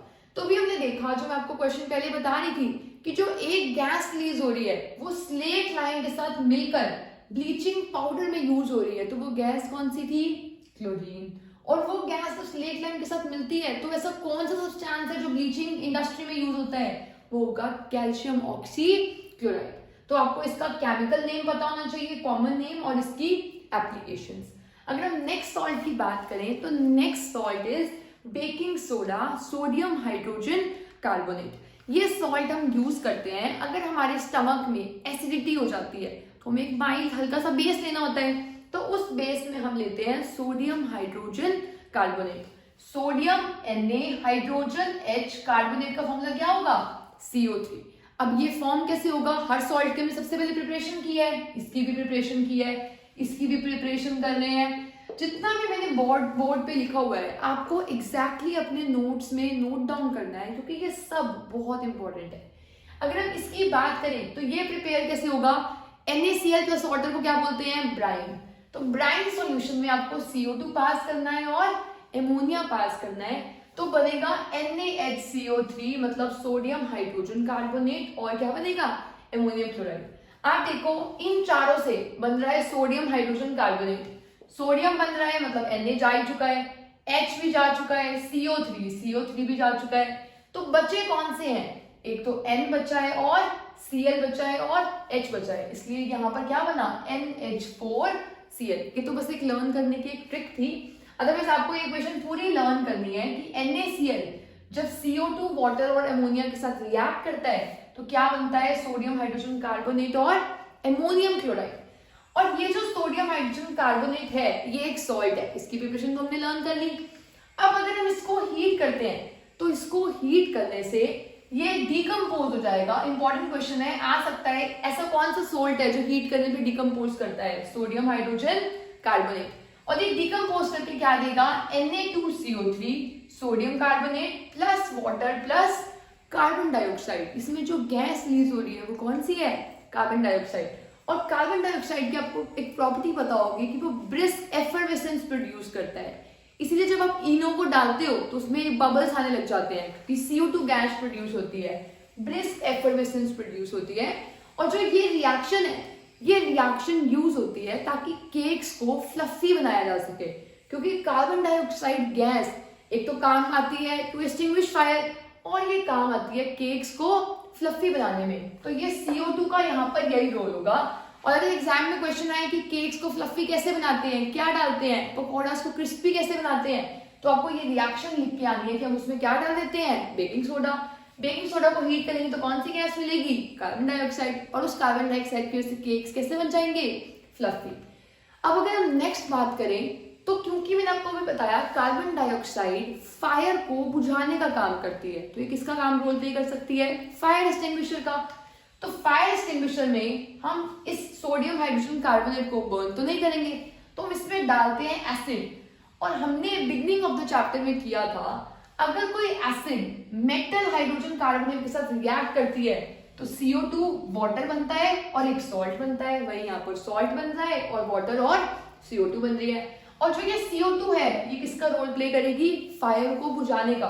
तो अगर फायर एक्सटिंग्विशर की एप्लीकेशन आए तो आपको ये वाली रिएक्शन लिखनी है। नेक्स्ट है, अगर हम बात करें, अगर हम पकौड़ाज में डायरेक्टली इसको डाल देंगे तो आप ये देखो NaHCO3, अगर हम बताएं कि NaHCO3 किस एसिड और बेस से मिलकर बना है तो क्या ऐड कर देंगे? OH और H। तो ये आ गया NaOH और H2CO3, इस बेस से मिलकर बना है और इस एसिड से। और ये एसिड ये बेस बहुत स्ट्रॉन्ग बेस है और एसिड वीक एसिड है। तो क्योंकि ये स्ट्रॉन्ग बेस है तो ये सॉल्ट कैसा है? बेसिक सॉल्ट, इसलिए एसिडिटी को दूर कर रहा था। अब अगर ये बेसिक सॉल्ट है तो बेस का टेस्ट कड़वा होता है, तो आपको आपके पकोड़े कड़वे लग सकते हैं। तो उसको प्रिवेंट करने के लिए हम क्या करते हैं? बेस को कैसे प्रिवेंट करोगे? एसिड डाल के, ताकि वो उसके इफेक्ट को न्यूट्रलाइज कर दे। तो खाने में एसिड कौन से डालेंगे? ऐसे एसिड डालेंगे जो एडिबल हो। एडिबल का मतलब जो खाई जा सके, जैसे जो इमली में एसिड होती है, टमाटो में होती है। जैसे हमने कौन सी एसिड डाल दी? टैर्टरिक एसिड। तो बेकिंग सोडा और टैर्टरिक एसिड को जब आप मिक्स करते हो तो टैर्टरिक एसिड को डालने का रीजन क्या था? To remove the bitterness by baking soda. और इन दोनों को मिलाकर बोला जाता है baking powder. Important question for exam, name the constituents of baking powder, baking soda and tartaric acid. अब देखो ये है एक बेस NaHCO3 बेसिक सॉल्ट, और अगर आप एडिबल एसिड डाल रहे हो तो एसिड कौन से आयन रिलीज करेगी? H आयन रिलीज किया। तो इसको जब एसिड के साथ रिएक्ट कराओगे तो CO2 प्रोड्यूस होती है, वाटर प्रोड्यूस होता है और एक सोडियम सॉल्ट प्रोड्यूस होगा। अगर आपको ये रिएक्शन नहीं समझ आ रही है तो ऊपर वाले से रिलेट करो। एसिड है, एसिड में क्या बनेगा? CO2 वाटर, और यहाँ पर क्या बनाता है? एक सोडियम सॉल्ट। तो यहाँ पर भी क्या बनेगा? Sodium salt. चाहे यहाँ पर जो होगा पीछे उसी का सोडियम सॉल्ट बन जाएगा। अगर नाइट्रेट होगा तो नाइट्रेट बन जाएगा, सल्फेट होगा तो सल्फेट बन जाएगा, उसी का सोडियम सॉल्ट बनेगा जो आपने एसिड डाली हुई है। पर वो एसिड आपको HCl वगैरह नहीं लेनी है। कौन सी एसिड लेनी है? कोई भी एडिबल एसिड। तो आई होप आपको बेकिंग सोडा की एप्लीकेशंस क्लियर हुई होगी, जिसमें हमने देखा ये फायर एक्सटिंग्विशर्स में यूज होता है, केक्स को फ्लफी बनाने के लिए यूज होता है, और ये यूज होता है पकौड़ा को क्रिस्पी बनाने के लिए, और उसको हम बोलते हैं बेकिंग पाउडर। और इसकी एप्लीकेशन क्या होगी? ये यूज होता है एज एंटासिड। अगर हमारी बॉडी में एसिडिटी हो गई है तो उसको क्योर करने के लिए हम क्या यूज कर सकते हैं? Baking soda.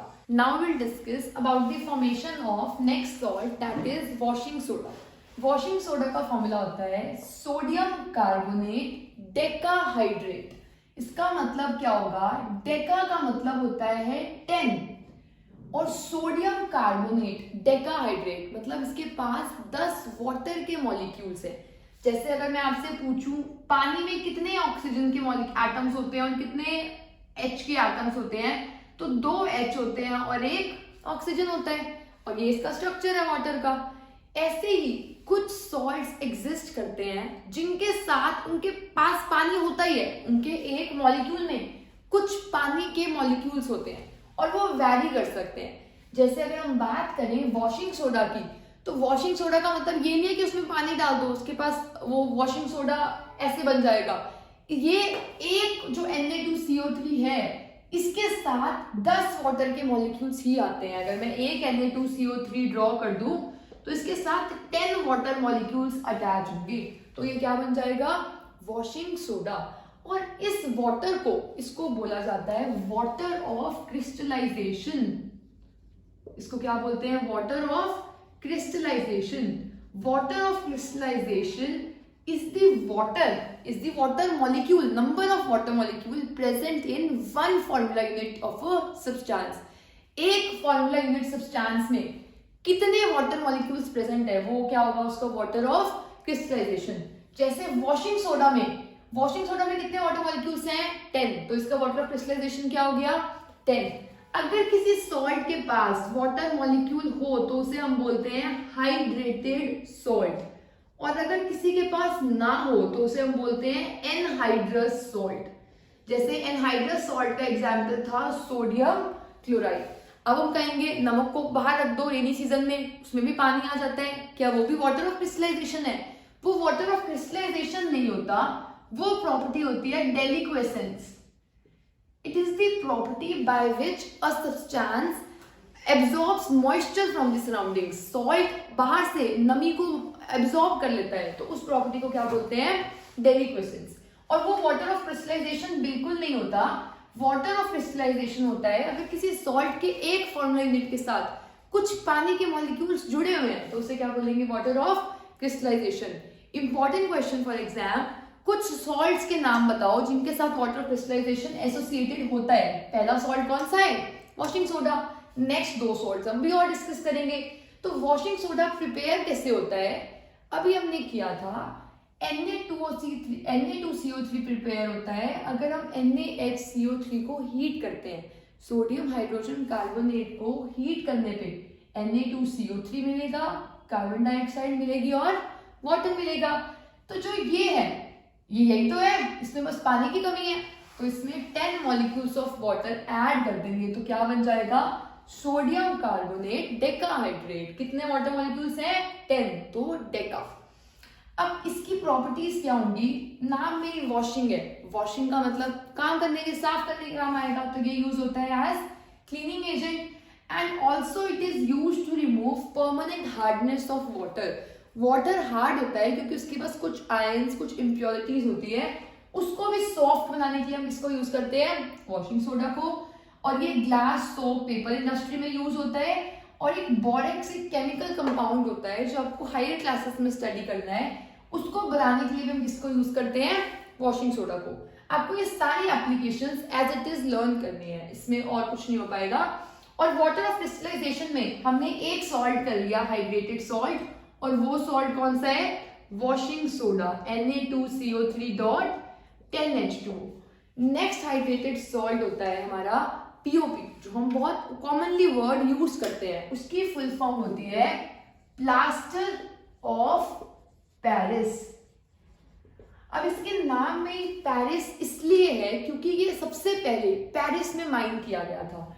तो प्लास्टर ऑफ पेरिस बनता कैसे है? क्योंकि हर एक सॉल्ट की हमने सबसे पहले प्रिपरेशन की है। इस सॉल्ट की जो प्रिपरेशन होगी वो बनता है ये कैल्शियम सल्फेट के पास 2 वाटर मॉलिक्यूल्स होते हैं, मतलब क्रिस्टलाइजेशन, वाटर क्रिस्टलाइजेशन होता है, और इसे हम बोलते हैं जिप्सम।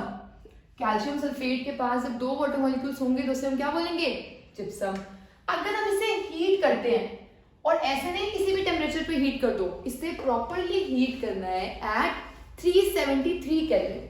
373 केल्विन का मतलब होगा 100 डिग्री सेल्सियस पर। 100 डिग्री सेल्सियस का मतलब है 373 केल्विन। तो यहाँ पर हीट करने में क्या होगा? एक सब्सटेंस फॉर्म होगा जिसे हम बोलते हैं POP। CaSO4 के पास 2 वाटर मॉलिक्यूल्स थे, 1.5 हवा में लूज हो गया, तो बचेगा कितना? हाफ वाटर मॉलिक्यूल, और सब्सटेंस को क्या बोलते हैं? Plaster of Paris. और जो ये होता है ये पाउडरी सब्सटेंस होता है। और जिप्सम कैसा होता है? सॉलिड मास। तो जिप्सम होगा सॉलिड मास और प्लास्टर ऑफ पेरिस कैसा होगा? Powdery substance. तो अगर हम इन दोनों की बात करते हैं तो हम कैसे बोल सकते हैं कि CaSO4 के पास हाफ वाटर मॉलिक्यूल है? हाफ बोलने का मतलब होता है अगर हम 2 CaSO4 लें तो वो दोनों मिलके एक वाटर मॉलिक्यूल को शेयर करते हैं। इन दोनों के पास एक है तो एक के पास कितना वाटर मॉलिक्यूल होगा? हाफ, क्योंकि water of crystallization is the amount of water molecules present in one formula unit of a salt. तो 2 के साथ एक है तो एक के साथ कितना वाटर मॉलिक्यूल होगा? हाफ। तो इसे बोलते हैं हेमीहाइड्रेट। प्लास्टर ऑफ पेरिस को क्या बोलेंगे? Calcium sulphate hemihydrate. और इसको हम स्टोर करके रखते हैं मॉइस्चर प्रूफ कंटेनर्स में। मॉइस्चर प्रूफ कंटेनर्स में स्टोर करने का रीजन क्या होगा? हमें पता है जिप्सम को हीट करो वो POP बन जाएगा। अगर POP ने पानी ले लिया कहीं से, एटमॉस्फेयर से, पानी लेते ही ये क्या बन जाएगा? फिर से जिप्सम। तो हम ये कभी भी नहीं चाहेंगे कि पीओपी जो पाउडरी सब्सटेंस है वो क्या सब्सटेंस बन जाए, solid substance. So that is the reason POP is always stored in moisture proof containers. और पीओपी की प्रैक्टिकल एप्लीकेशन क्या होगी, एक तो आपको पता है वॉल सीलिंग्स में यूज होता है पीओपी, आप बहुत कॉमन टर्म है जो सुनते हो.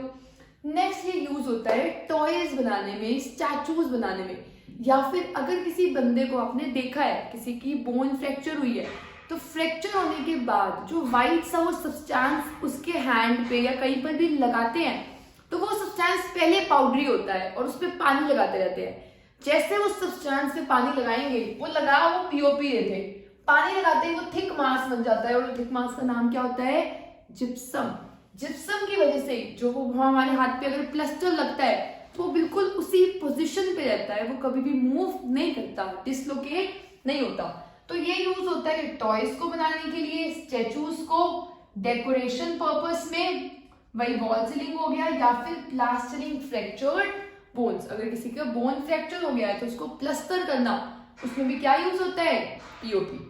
और अभी हमने देखा था वाटर ऑफ क्रिस्टलाइजेशन के कुछ एग्जांपल्स देखे थे, जिसमें हमने फर्स्ट डिस्कस किया सोडियम कार्बोनेट डेकाहाइड्रेट जिसे हम वॉशिंग सोडा बोलते हैं, ये हो गया कैल्शियम सल्फेट जिसमें 2 वाटर मॉलिक्यूल्स हैं जिससे हम बोल रहे हैं जिप्सम, और इसे हम क्या बोल रहे हैं, पीओपी. और एक और सॉल्ट होता है जो आपने फर्स्ट चैप्टर में डिस्कस किया होगा, फेरस सल्फेट. फेरस सल्फेट के साथ 7 वाटर मॉलिक्यूल्स होते हैं और इसका कलर क्या होता है, ग्रीन, इसीलिए इसे बोला जाता है ग्रीन विट्रियोल. और एक और वाटर ऑफ क्रिस्टलाइजेशन वाला सब्सटेंस होता है जिसका नाम होता है कॉपर सल्फेट. इसके साथ होते हैं 5 वाटर मॉलिक्यूल्स. 5 वाटर मॉलिक्यूल्स किसके साथ होते हैं, कॉपर सल्फेट. 7 किसके साथ होते हैं, फेरस सल्फेट. 2 होते हैं कैल्शियम सल्फेट. जब वो जिप्सम है, जब वो पीओपी बन जाएगा तो कितने हो जाएंगे, हाफ. तो आई होप आपको water of crystallization, acids, bases and salts पूरा थॉरली क्लियर हुआ होगा. I hope you liked the video, and if you did, please share this video with your friends as well. Also, if you have any doubts related to this chapter, you can comment down below. I'll be there to answer them. Thanks for your time. All the very best.